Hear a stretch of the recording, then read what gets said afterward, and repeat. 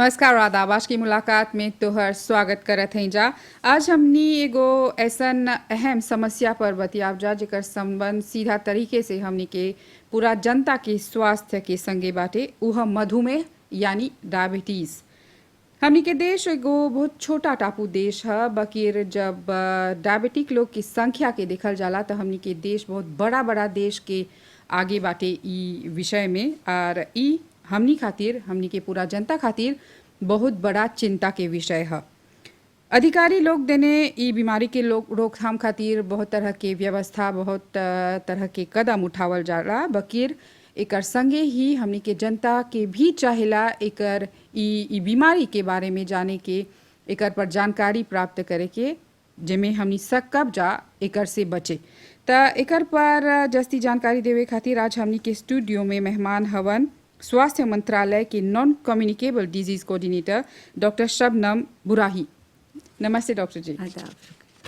हमनी के प्रोग्राम में तोहर स्वागत बाटे। आज जैसे हम बोलनी कि हमनी एगो बहुत गंभीर विषय पर बतियाब जा, वह डायबिटीज़। ई सबके पता है कि हमनी के देश में डायबिटीज़ एगो बहुत बड़ा समस्या है, बहुत हमनी के जनता के बहुत बड़ा भाग एकर से प्रभावित है। शुरुआत करे खातिर हमनी के बतावा कि डायबिटीज़ कौन तरह के एगो बीमारी है, वो कैसे होएला और काहे होएला। शुक्रिया, आपने मुझे मौका दिया डायबिटीज़ पे बात करने के लिए। बिल्कुल सही है कि ये बीमारी हमारे देश के लिए एक बहुत बुरी समस्या है, बहुत बड़ी समस्या है। इसकी महामारी दुनिया भर में फैली हुई है, लेकिन हमारा देश उन देशों में आता है जिसमें सबसे ज़्यादा पाई जाती है। जी जी। यानी कि हर 5वां व्यक्ति, वयस्क व्यक्ति डायबिटीज़ का मरीज़ है। और अगर इसको इस तरह ही बढ़ने दिया गया तो आगे चलकर उसके बहुत बुरे नतीजे सामने आएंगे जी। न सिर्फ स्वास्थ्य के बल्कि इकोनॉमी भी एकदम ख़राब हो जाएगी। जी जी। अब ये क्या बीमारी है? ये बीमारी डायबिटीज़ जब होती है जब व्यक्ति के शरीर में यानी कि ब्लड में ग्लूकोज की मात्रा बढ़ जाती है। जी। तो इसको समझने के लिए ज़रूरी है कि हम समझें कि ग्लूकोज की ज़रूरत कहाँ पड़ती है। जी। क्योंकि हमारा शरीर सभी कार्य करता है, हर एक अंग कार्य करते हैं, उनको कार्य करने के लिए ऊर्जा की ज़रूरत होती है, एनर्जी की। जी। और वो एनर्जी उनको ग्लूकोज से मिलती है, जो कि हम खाने पीने से प्राप्त करते हैं। जी। जब हम खाना खाते हैं तो वो हमारे शरीर में जाके अंदर पच जाता है, डाइजेस्टिव एंजाइम पच जाते हैं और फिर उससे ग्लूकोज निकलता है। उस ग्लूकोज को एनर्जी में बदलने के लिए एक हार्मोन की ज़रूरत पड़ती है जिसको हम इंसुलिन बोलते हैं। जी। इंसुलिन पैनक्रियास से सिक्रिट होता है। तो जब यह इंसुलिन का सिक्रिशन कम हो जाता है या किसी और वजह से उसका अभाव हो जाता है जी। तो वो ग्लूकोज सही इस्तेमाल नहीं हो पाता और उसकी मात्रा ब्लड में बढ़ती जाती है। जी। तो इस तरह से इसका मुख्य कारण हो गया कि इंसुलिन का अभाव होना। अब इंसुलिन का अभाव दो तरह से हो सकता है। एक तो पैनक्रियास उसको सिक्रीट ही ना करे, यानी कि उसकी कमी हो। जी जी। दूसरा कि है तो सही लेकिन हमारा शरीर उसको पहचानता नहीं, उसको उपयोग नहीं कर पा रहा, यानी कि उसके प्रति रेजिस्टेंस है। इसकी वजह से जो इंसुलिन है उसका भी हम फ़ायदा नहीं उठा पाते और ब्लड शुगर बढ़ती जाती है। जी। तो इस तरह से व्यक्ति को डायबिटीज़ हो सकती है। जी। तो जैसे तू बोला था कि हमनी के पूरा शरीर अलग अलग अंग काम करेला, जैसे जे पैंक्रियास के कुछ होल बा, कुछ कमी होल बा तो उ इंसुलिन पोजा नहीं करी। तो एकर रिस्क फैक्टर कौन ची है, काहे ई सकी काम करे बंद करे? जैसे हमने बताया कि दो तरह से हो सकता है डायबिटीज़। एक तो इंसुलिन सिक्रीट ना हो और दूसरा उसका अभाव हो। तो इस तरह से अगर हम देखें तो हम मुख्य तरह से दो तरह की डायबिटीज़ को कर सकते हैं, टाइप 1 डायबिटीज़ और एक टाइप 2 डायबिटीज़। तो टाइप 1 डायबिटीज़ में इंसुलिन का सिक्रीशन नहीं हो पाता। उसका रिस्क फैक्टर क्या है? टाइप 1 डायबिटीज़ के रिस्क फैक्टर हैं, या तो हो सकता है उसके परिवार में कोई अनुवांशिकता हो, हेरिडिटी हो, जी जी, या कोई ऑटो इम्यून डिजीज़ यानी कि ऐसी बीमारी जो उसके पैनक्रियास को आघात पहुंचा चुकी हो। अच्छा। जिससे पैनक्रियास काम करना बंद कर देता है जी। और उसका सिक्रीशन खत्म हो जाता है। तो ये हुआ टाइप 1 डायबिटीज़ को करने के लिए हाई रिस्क फैक्टर। एक तो हेरिडिटी और एक ऑटो इम्यून डिजीज़।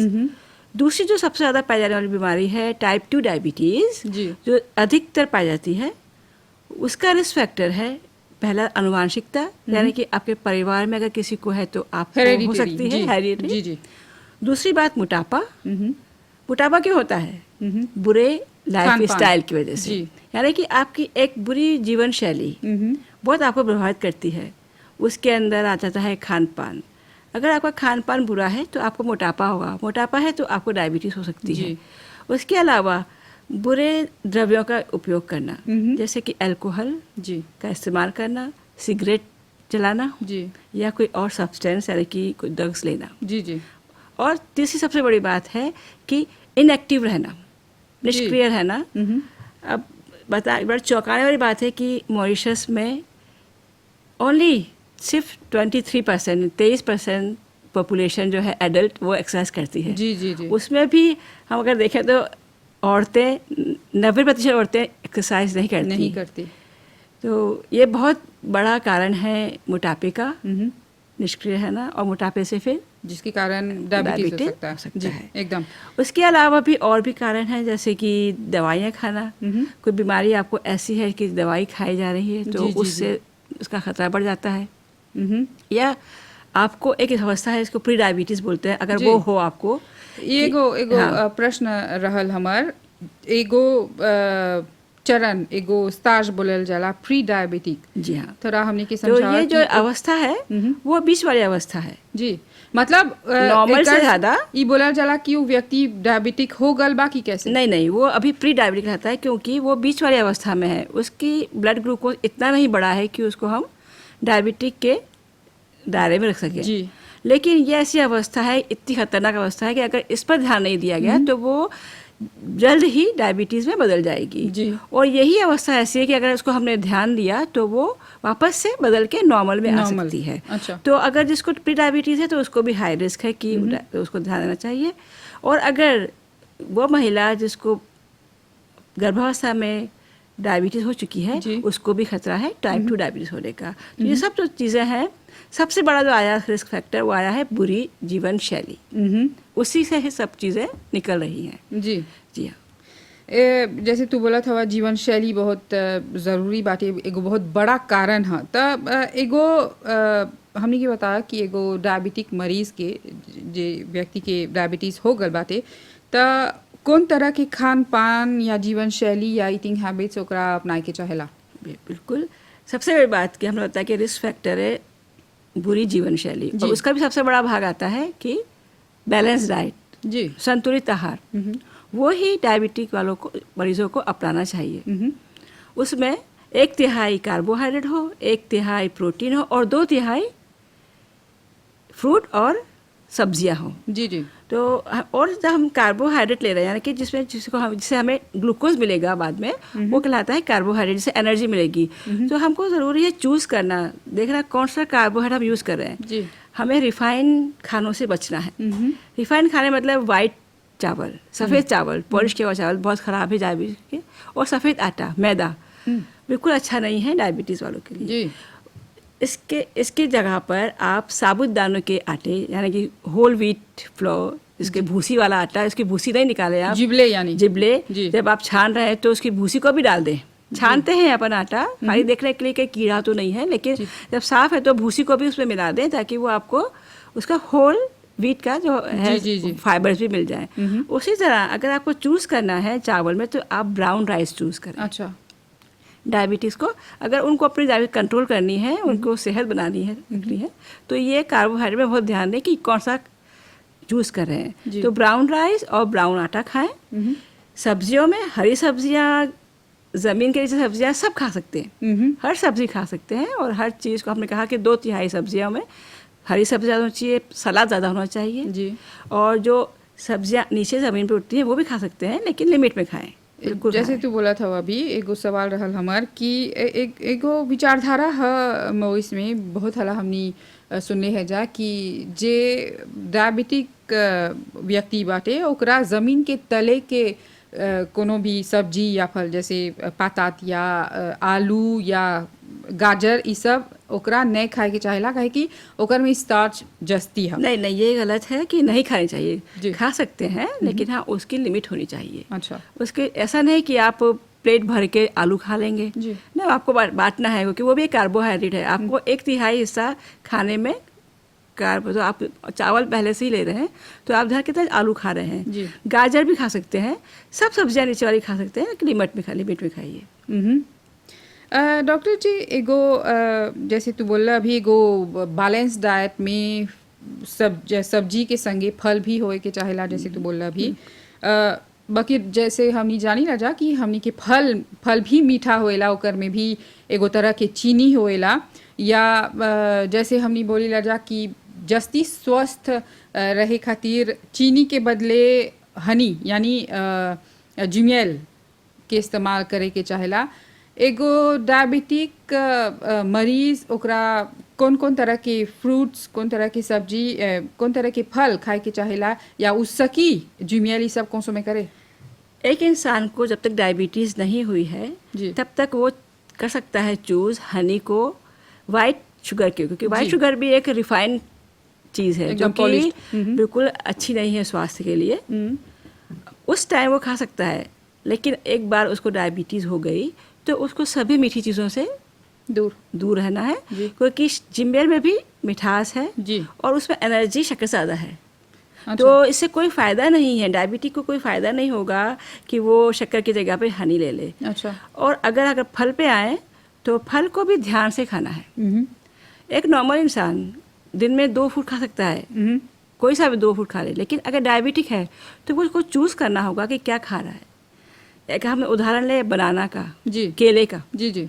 अगर केला बहुत बड़ा है तो उसको आधा खाएं, और पका हुआ केला है बहुत ज़्यादा तो ना खाएं।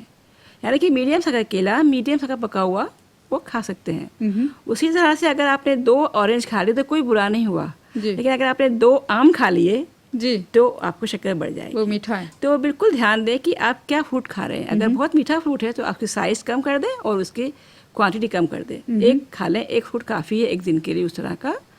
और हो सके तो आप हमेशा बदलते रहें फ्रूट अपना, कि ताकि किसी की लत ना पड़े, आदत ना पड़ जाए। कि यहाँ के हम जानते हैं हमारे मॉरिशस वासियों को बनाना खाना बहुत पसंद है, दिन में 4 बनाना भी खा लेते हैं, लेकिन वो डायबिटिक्स को नहीं खाना चाहिए। जी।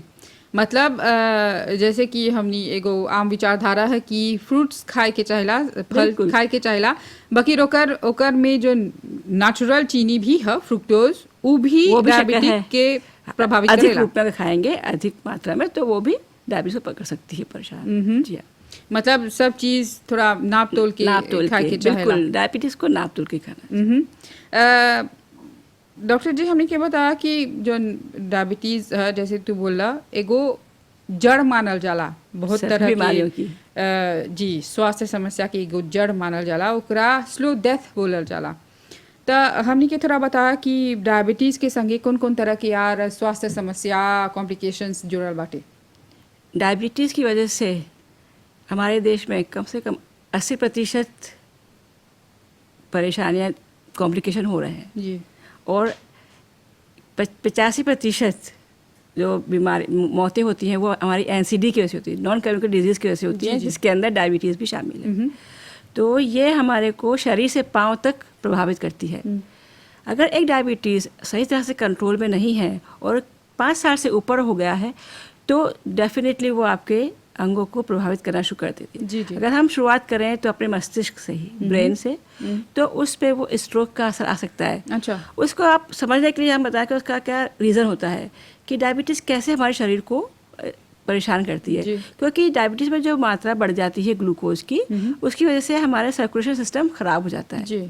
यानी वो हमारी आर्टरीज़ को प्रभावित करती है। तो वो जो आर्टरीज, जिसी भी अंग की आर्टरीज़ है, अगर वहाँ उनकी धमनियों में उसका असर हुआ है तो उस अंग का वो फंक्शन ख़त्म कर देती है। अच्छा। तो जिस तरह से अगर हम ब्रेन का देखें तो अगर उसके सर्कुलेशन में खराबी हुई है तो उसको स्ट्रोक होता है, लकवा मार सकता है। अच्छा। और व्यक्ति अपाहिज हो सकता है। जी। अगर अब आँखों पे आए तो आँखों को 2 तरह से प्रभावित करती है। एक तो डायबिटिक लोगों को कैटरेक्ट जल्दी हो सकता है। अच्छा। जो कि नॉर्मल आदमी को थोड़े उम्र में होता है। दूसरा, उसकी जो पर्दा है जिससे वो देखता है, आंखों का पर्दा से हम रेटिना बोलते हैं, जी जी जी, उसको प्रभावित करता है, उसकी सर्कुलेशन में परेशानी आती है, तो एकदम अचानक अंधेपन का कारण हो सकता है। अच्छा। और हम अगर देखें तो मॉरिशस में बहुत ही जी जी जी। कॉमन है ये।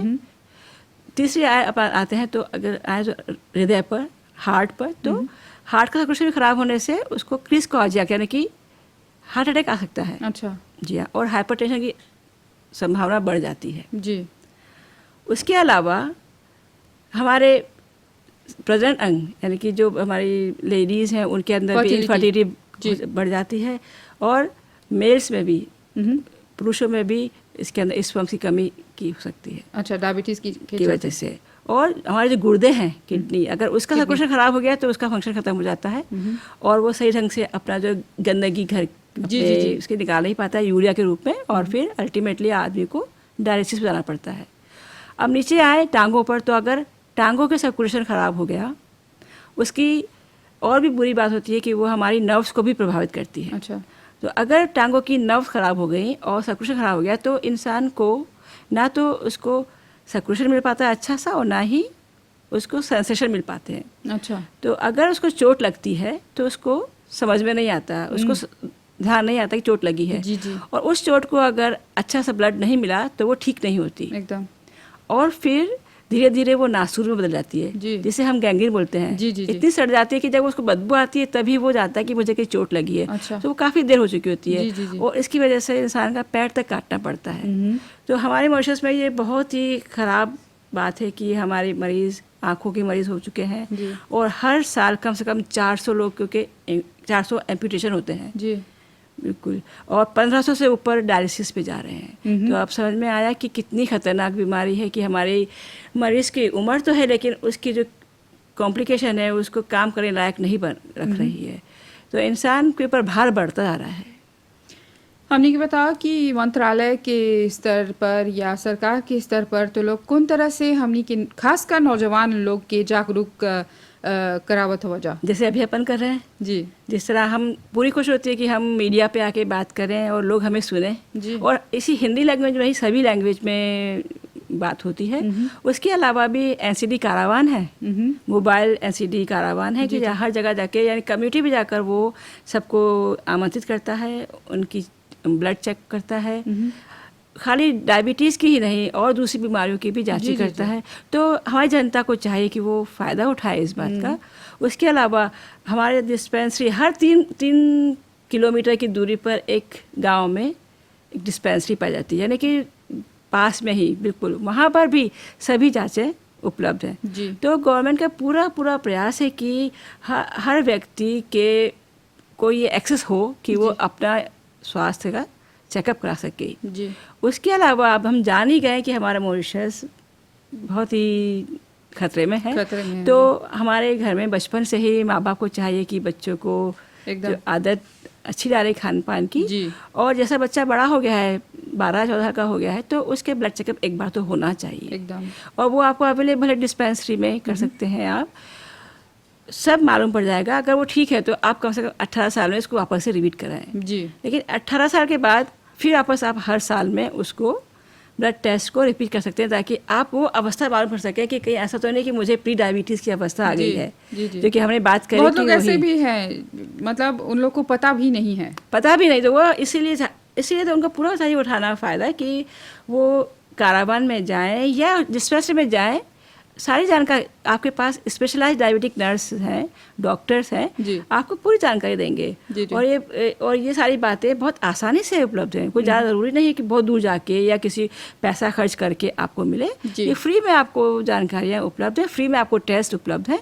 और बाई चांस आपको लगता है कि उसको डॉक्टर को लगता है कि आपको प्री डायबिटीज़ है या डायबिटीज़ है तो वो आपको सलाह भी और ट्रीटमेंट भी फ्री में दे देंगे। जी एकदम। और डॉक्टर शबनम, मान ला एगो व्यक्ति के पता चल गल बा कि ओकरा डायबिटीज़ है, एगो मोहतालमा एगो चीज़ हो जाला कि हम मलाद हो गल हैं यार, हमके चाहेला दवाई सब पर जिए के, बाकी हमने के बता मान ला एगो व्यक्ति डायबिटिक हो गल बाते तो उसकी एगो नॉर्मल लाइफ जिए। बिल्कुल, क्योंकि डायबिटीज़ आपके हाथ में है, मरीज़ के हाथ में है। अगर मरीज़ को चाहे तो बिल्कुल ठीक कर सकता है। इसके लिए मरीज़ को ज़रूरी है कि वो अपने आप को शिक्षित करे एकदम। अपने आप को एजुकेट करे कि उसकी बीमारी को समझे। उसको समझने के लिए उसको जब जाता है वो डिस्पेंसरी या हॉस्पिटल में, तो एक नर्स के साथ उसकी बातचीत होती है जो कि स्पेशलाइज्ड नर्स है डायबिटीज़ में। वो उसको पूरा समझाती है कि तुम्हारे आज ब्लड शुगर कितना है, और अगर ठीक है तो तुम्हें ये कंटिन्यू करना है, तो तुम जो खान पान करे वो तुम्हारी सही है या नहीं है। यानी कि पूरी शिक्षा उसको उससे मिल जाती है जी। खान पान की, उसको दवाई किस तरह लेनी है, किस टाइम दवा लेनी है, और खान पान की कितनी दूरी रखनी है। तो अगर ये शिक्षित कर ले, जैसे एक इंसान डायबिटीज़ हो गई तो खाना वो समय पे खाए, जी। क्योंकि हम जानते हैं कि अगर खाना समय पर नहीं खाएगा और दवाई लेगा तो उसको एक और अवस्था का सामना करना पड़ेगा कि उसको बोलते हैं हाइपोग्लाइसीमिया।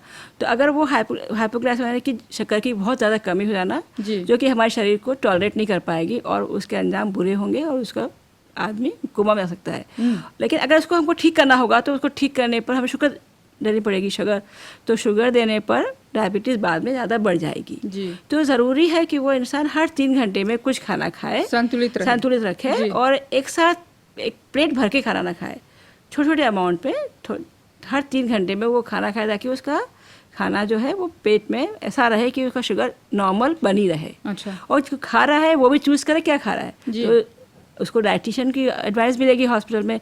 और जैसे हम बात कर रहे हैं, वो सुने हमारा प्रोग्राम कि उसको क्या खाना है, कि सफ़ेद आटा ना खाए, सफ़ेद चावल ना खाए, सफ़ेद शुगर ना खाए जी है, और सब्जियों का ज़्यादा इस्तेमाल करे, घी, तेल, और जो चिकनाई है नॉन फैट है जो मॉरिशस के ज़्यादातर घर में एगो चीज़ है कि रात के जे एगो प्लेट चावल नहीं खैला तो पेट अब भर तोहर खाना पूरा नहीं होल। तो उसकी जगह पे आप पेट भरिए सूप से, जी। दाल का सूप हो या सब्जी का सूप हो, और खूब सारा सलाद हो। तो ये ज़रूरी है, आपको शिक्षा से ही मालूम पड़ेगा। इसीलिए तो हम चाहते हैं हर महीने एक प्रोग्राम हो जाता है। जी। तो आप सुने प्रोग्राम को, आके आप पूछताछ करें। तो वो जो इंसान डायबिटिक है, अगर उसको पूरी तरह एजुकेशन है, तो मुझे कुछ शक नहीं है कि वो अपनी नॉर्मल लाइफ नहीं जी पाएगा। और अगर अपनी दवाई वो सही टाइम पे ले रहा है, तो डॉक्टर ने बोला कि सही टाइम में दवाई लेनी है, वो ले रहा है, अपने आप से अदल बदल नहीं करता है। ऐसे यहाँ पर मरीज भी हैं जो मॉरिशस में ऑटो मेडिकेशन करते हैं। जी। डॉक्टर को सिर्फ एक बार देख लेते हैं, उसके बाद जाना बंद, और अपने आप वो दवाई खरीदते रहते हैं और देखते भी नहीं है कि हमारे ब्लड टेस्ट कैसा है। क्योंकि बहुत ज़रूरी है कि आपको मालूम पड़े स्क्रीनिंग करना कि ब्लड टेस्ट में कोई ऐसा तो नहीं, हमें यूरिया तो नहीं बढ़ रहा है, या कोलेस्ट्रॉल तो नहीं बढ़ रहा है जो कि हमारे लिए ख़राब हो सकता है, या आंखों की जांच कराएं। मतलब जो डॉक्टर कह रहा है, आपको सलाह दे रहा है स्क्रीनिंग की, हमारे यहाँ स्क्रीनिंग आसानी से फ्री में मिलती है। आंखों की स्क्रीन होती है, रेटिनल स्क्रीनिंग होती है, वो समय पे करवाएं, हर साल में एक बार करवाएं। तो जो इंसान अपनी से बातों पर ध्यान दे रहा है कि स्क्रीनिंग ढंग कर रहा है, अपने पाँव को ध्यान दे रहा है, तो मुझे कोई शक नहीं कि वो इंसान नॉर्मल लाइफ नहीं जी पाएगा। और आपको एक एग्जाम्पल दूँ कि कुछ सालों पहले अमेरिका में एक टाइप 1 डायबिटीज़ लड़की मिस अमेरिका बनी। अच्छा। तो आप समझ सकते हैं कितनी हेल्दी होगी वो। जी जी जी। आप चाहे तो, अगर मरीज चाहे तो वो बिल्कुल रह सकता है। अच्छा। और एगो समस्या जैसे तू बोल रहा अभी कि ऑटो मेडिकेशन खुद मरीज लोग अपन करेला जा, जैसे जितना अमाउंट संख्या के दवाई मिलल बा ओकर से जस्ती लेवेला जा, काहे कि सोचबा कि एकर से जस्ती काम करेगा, ज़्यादा काम करेगा नहीं। लेकिन ये बिल्कुल गलत बात है। ऑटो मेडिकेशन डायबिटीज़ में बहुत खतरनाक चीज़ है। जी। एक तो वो लोगों के कहने पर कि तुम मेरी दवाई अच्छी है, तुम वो दवाई लो, लेकिन ज़रूरी नहीं कि तुम्हारी दवाई उसको सूट करेगी एकदम चीज़ है। और वो जाकर दवाई लेता है, या कोई जाता है शादी में जाता है, तो ठीक है शादी में जा रहा हूँ, आज लड्डू खा लूँगा तो मैं ज़्यादा दवाई खा लूँगा। लेकिन उसको सोचना चाहिए कि दवाई के असर भी बुरे होते हैं। दवाई एक पॉइजन है, जिसका स्मॉल डोज में वो दवाई है और हाई डोज में वो एक पॉइजन है एकदम। तो अगर उसका बुरा असर होता है तो डायबिटिक मरीज पे बहुत बुरा असर होता है। वो उसको हाइपोग्लाइसीमिया कर सकते हैं। जैसे मैंने पहले बताया आपको कि हाइपोग्लाइसीमिया एक अवस्था है जिसमें कि शक्कर बिल्कुल ख़त्म हो जाती है बॉडी से।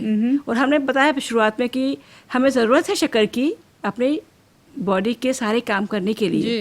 तो जो एक नॉर्मल अमाउंट है शुगर की वो होना चाहिए, लेकिन जब दवा ज़्यादा खा ली, ऑटोमेटिक करके ज़्यादा खा लिया, उसको ध्यान नहीं दिया, तो ख़त्म हो जाएगा और वो हाइपोग्लाइसीमिया चला जाएगा। हाइपोग्लाइसीमिया एक ऐसी खतरनाक चीज़ है कि वो आधा घंटे में इंसान को मार सकती है जी। अगर उसको वापस से पलटा नहीं गया, यानी कि उसको शुगर नहीं मिली, तो वो इंसान मृत्यु को पहुँच जाता है।